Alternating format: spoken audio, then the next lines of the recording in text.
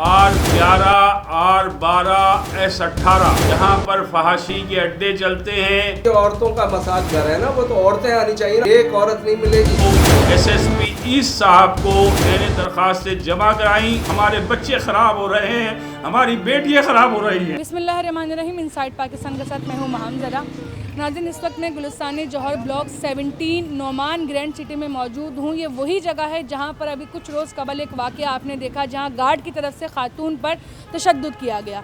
इस वाक़े की जड़ तक जाने के लिए आज मैं यहाँ पर पहुँच गई हूँ और आज मैं इस बात का खुलासा करके आपके सामने रखूँगी कि बहुत सारी ख़बरें इस बात से रिलेट करके सोशल मीडिया पे गर्दिश कर रही हैं कि वो खातून जो है यहाँ पे फहाशी का अड्डा चला रही है।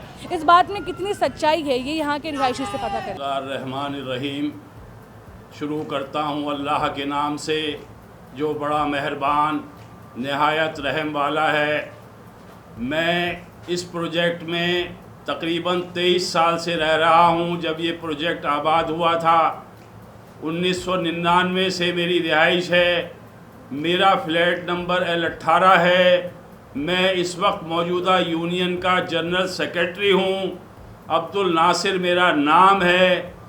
ये जो वाक़यात हैं मैं आपको इसकी सही वजाहत कर दूं कि ये जो R11, R12, S18 3 फ्लैट हैं जहां पर फहाशी के अड्डे चलते हैं। मैंने इस 2 माह के दौरान AIG सिंध साहब को, DIG ईस्ट साहब को, SSP ईस्ट साहब को, SHO साहब को, तमाम मुतल्लिका हुकाम को मैंने दरख्वास्तें जमा कराई। मेरे पास रिसीविंग मौजूद है।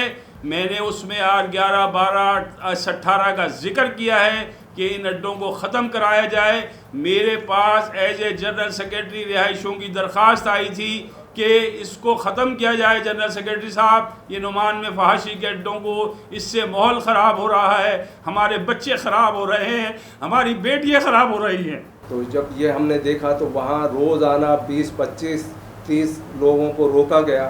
तो वो तेश में आकर जो है ये हरकतें करती थी। तो उस दिन जो है ये वाक़या बताइए कि 3 बजे रात को स्टील टाउन से एक आदमी उनके लिए खाना लेकर आएगा और वो उसको अपना शौहर ज़ाहिर कर रही है। और वो खाना लेने के लिए ये गेट पर आई और आके उस किसी भी शौहर आदमी से इस तरह के अल्फाज इस्तेमाल करेंगे, बेटी और बहन के उसके मुगल्लिज़ात देंगे, गालियाँ बकेंगे। तो लामहा उसको गुस्सा आना ही है, कोई भी हो। मैं एयरवाई के जो इन लोगों ने ये चलाया है उनसे मैं कहता हूँ, तुम्हें मैं ये गालियाँ बकूँ तो तुम ये क्या करोगे? मुझे मारोगे या प्यार करोगे? तमाम आला हुकाम से कहा, लेकिन मेरी कोई सुनवाई नहीं हुई। और इस फहाशा औरत के कहने पर इतनी सुनवाई हुई। मैं मानता हूँ कि गार्ड की सरासर गलती है। हमने जो SOPs दिए हैं, जिस कंपनी से हमने गार्ड लिए हैं, मेरे पास ये SOPs मौजूद है।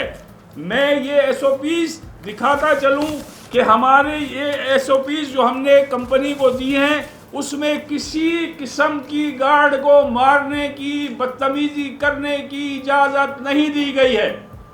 ये SOPs हमने दिए हैं कंपनी को। सिर्फ इसमें ये कहा गया है कि आप वर्दी में होंगे, साफ़ सुथरी वर्दी होगी, अच्छे जूते होंगे और आप जो है बिल्कुल कोई नशा इस्तेमाल नहीं करेंगे और कोई आप ऐसी बदतमीजी किसी रिहायशी से या बाहर से आने वाले के साथ नहीं करेंगे। ये SOPs हमने दी हैं जो कंपनी से गार्ड लिए हैं। अब वो उस गार्ड का ज़ाती अमल था, वो तैश में आ गया। उसे वो औरत गालियाँ बक रही थी। वो औरत कोई मजलूम औरत नहीं है। ठीक है, वो औरत है, हम मानते हैं। कोई भी औरत हो, चाहे फहाशा औरत हो, किसी को उसको मारने की इजाज़त नहीं दी जा सकती, किसी को उसको गालियाँ बकने की इजाज़त नहीं दी जा सकती। ये मैं मानता हूँ। मैंने कानून पढ़ा है पाकिस्तान का, मैंने आइन पढ़ा है पाकिस्तान का। एयरवाई वालों के पास तो बहुत चीज़ें होती हैं, वो खुफिया लगाकर वो पकड़ता है ना, ये क्या नाम है, इकरार हुसैन, जो खुफिया कैमरा लगा के लोगों को पकड़ता है ना। इस यहाँ लगाए ज़रा खुफिया कैमरा, फिर रिपोर्ट देखो क्या आती है। एक दिन लगाकर देखो 20-25 आदमी मसाज कराने के लिए औरतों का मसाज घर है ना, वो तो औरतें आनी चाहिए ना। औरतें कितनी आ रही हैं और मर्द कितने आ रहे हैं, एक औरत नहीं मिलेगी। उसने इतने उसको मुख्तलिफ गालियाँ बक बक कर और आखिर में जब ये कहा उस गार्ड को कि तू अपनी बेटियों को संभाल, वो भी चलवा दूंगी मैं, तो शायद उसे फिर वो तैश आ गया और उसने ये गलती सर अंजाम दी, जिसकी मैं मजम्मत करता हूँ। मेरी पूरी वेलफेयर यूनियन के नुमाइंदे मजम्मत करते हैं इस बात की, समझे, कि उसने गलत अमल किया।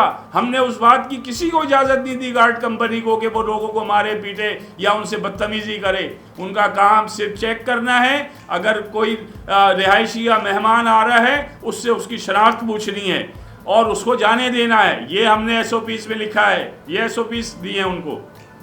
बहरहाल एक नाखुशगवार वाक़या था, हो गया, हम भी उसकी मजम्मत करते हैं, हम हर तरह से उसकी मजम्मत करते हैं, लेकिन जिस तरह इस वाक़े को पेश किया गया हमारा मौक़िफ़ नहीं लिया गया, बल्कि उस फ़ाहिशा औरत के कहने पर मेरे ख़िलाफ़ FIR इंदराज करा दी गई, मेरा नाम FIR में डाल दिया गया, मेरे एक और 2 साथियों का नाम डाल दिया गया FIR में। हमने अभी ज़मानत कराई है बेल बिफोर अरेस्ट परसों, इंशाअल्लाह ताला 16 तारीख़ को हमारी कन्फर्म ज़मानत होगी और इंशाअल्लाह ताला फिर हम इस केस का सामना करेंगे और ये साबित करके रहेंगे कि ये R11, 12, S18 फहाशी के अड्डे हैं।